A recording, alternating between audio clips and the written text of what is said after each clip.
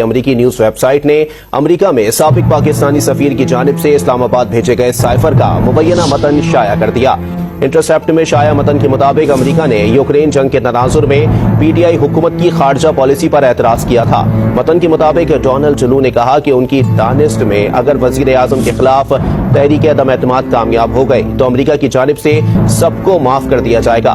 میں الزامات نہیں لگا رہا، میرے پاس جو یہ خط ہے یہ ثبوت ہے۔ یہ مراسلہ میرے ہاتھ میں ہے، یہ میرے تمام ممبران دیکھ سکتے ہیں مراسلہ۔ اس مراسلے میں برملا غرورانہ طور پر، تکبرانہ طور پر پاکستان کو دھمکی دی گئی ہے۔ آپ کو یہ بھی بتاتا چلوں، یہ مراسلہ پاکستان میں عدم اعتماد کی تحریک آنے سے پہلے یہ مراسلہ دیا گیا، یہ آیا یہاں پہ، اور اس میں صاف لکھا گیا آقا کی طرف سے کہ اگر یہ عدم اعتماد کی تحریک کامیاب نہیں ہوتی تو پاکستان کو سنگین حالات سے گزرنا پڑے گا، اور اگر یہ تحریک کامیاب ہوتی ہے آپ کو پھر معاف کر دیا جائے گا۔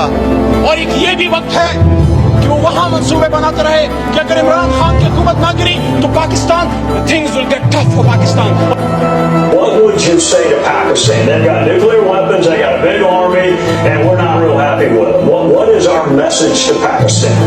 Right. Pakistan needs to support Ukraine, stop looking for deals with Russia right now, limit their involvement with China, okay, and then also stop the anti-American policies that are part of the reason that Imran Khan, their prime minister, got voted out of office a couple weeks ago.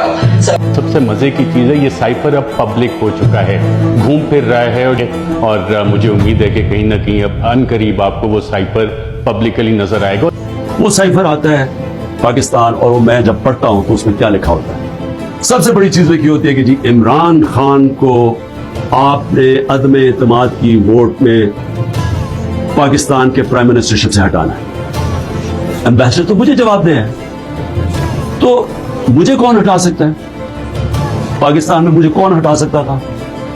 ایک ہی آدمی، general Bajwa.